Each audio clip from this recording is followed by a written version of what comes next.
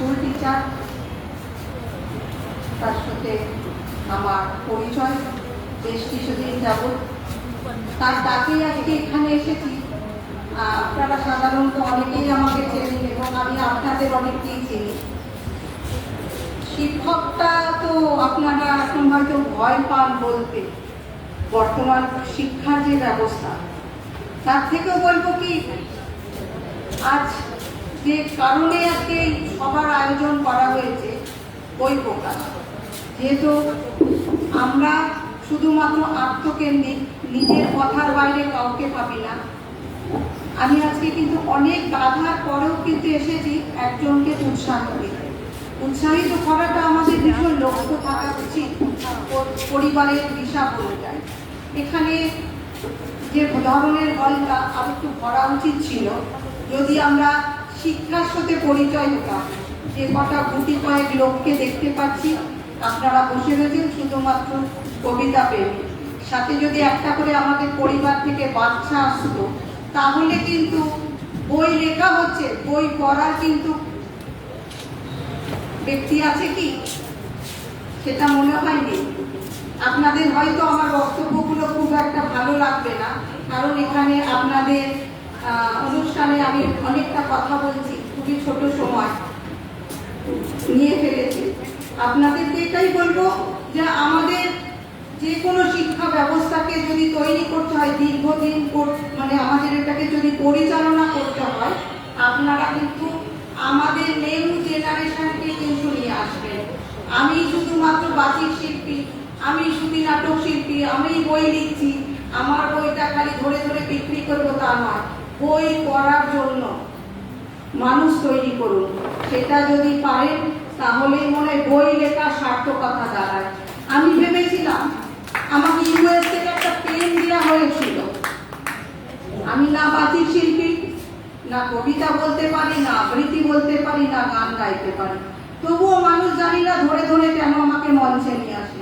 এখন এখান থেকে যেখানে যাব তাড়াতাড়ি করছি কেন, সেটাও একটা বিখ্যাত লোক, বাবুল সুপ্রিয়র বাবা, তিনি আমাকে গান শেখাবে। কিছু করার নেই, যখন একজন বিখ্যাত লোক গান শেখাতে চেয়েছে, সেটাকে আমি নিষ্ঠার সাথে করবো। আজকে প্রিয়াংশু যখন লিখছে, সে তার লেখাটাকেও আমি শ্রদ্ধার সাথে নিয়ে আসবো। তো সেই জায়গা থেকে আপনাদের সবাইকে বলবো, আপনাদের না, কারণ এটা একটু রেকর্ড হবে, বাইরে প্রচার হবে, এই আওয়াজ আমি দিতে চাই। মোটামুটি মানুষজন আমায় চেনে, আমি একটা পাবলিক ফিগার, তাই জন্য বলবো আপনাদের এই বই মঞ্চ থেকে বলছি, যেহেতু আজকে বই প্রকাশ হয়েছে, বই যত লেখা হচ্ছে কিন্তু পড়ার সংখ্যা লোক নেই। বই মেলায় যায়, প্রত্যেক বছর ধরে ধরে বই কিনি, একটাও বই পড়ি না। তো সেই জায়গা থেকে বলবো বই পড়ানোর জন্য বই মুখী করুন, কারণ আমরা কেউ লিখতে পারি না। ওই যে বললাম ইউএস থেকে একটা পেন দিয়েছে, ভেবেছিলাম নিয়ে আসবো আপনাদের দেখাবো, লিখি না তো। বিশেষ কয়েকটা জায়গায় নামটা লিখেছিলাম, তাই নামটা কি ইউএস এর পেন দিয়ে, আমাদের 3 টাকার পেনই তো আমরা লিখি না, কারণ সব আমরা মোবাইলে চলে গেছি। আমি সেদিনকে কারণ এই কথাগুলো বলতাম না, কিছুদিন আগে একটা লেখা লিখতেই যাচ্ছিলাম, লিখি, অনেক লেখা লিখি, যেগুলো ব্যান্ডও হয় আমার লেখাপত্র, ঠিক আছে। তো যাই হোক, সেটা দেখলে মোবাইলে ভালো করতে পারছি, লিখতে পারছি, কিন্তু পেনে যখন লিখতে গেলাম হাজার ঘন্টা বানার বোর্ড, বুঝতে পারছে, আমাদের ম্যানুয়াল লেখাটা ভুলে গেছি, সবাই আমরা কম্পিউটারে চলে গেছি। সেই জন্য বলবো প্রিয়াংশুকে অনেক ধন্যবাদ, বেশ মজার মজার কবিতা লেখে পড়ে। আমি সৌভাগ্য হলে ওর কবিতা আরেকবার আমি পড়বো কোথাও সময় পেলে, কিন্তু শিখতে হবে, সব জিনিসটা শিখতে হয়। আপনাদের কাছে অনুরোধ করব, বাচ্চাদেরকে সমাজে বইমুখী করুন, তারা হারিয়ে গেছে। আমরা যে বয়সে এসে দাঁড়িয়েছি, সেই জায়গায় শুধুমাত্র আমরা কিন্তু এন্টারটেইন করার জন্য প্রতি মঞ্চে যাই, সেটা কিন্তু না করে, আত্মকেন্দ্রিক না হয়ে, সমাজের কথা ভেবে, না হলে কিন্তু সমাজ কিন্তু দুস্থ, মানে কি বলবো, অসুস্থ সমাজ, সেই সমাজকে একমাত্র এই মায়েরাই পারেন ফেরত দিতে।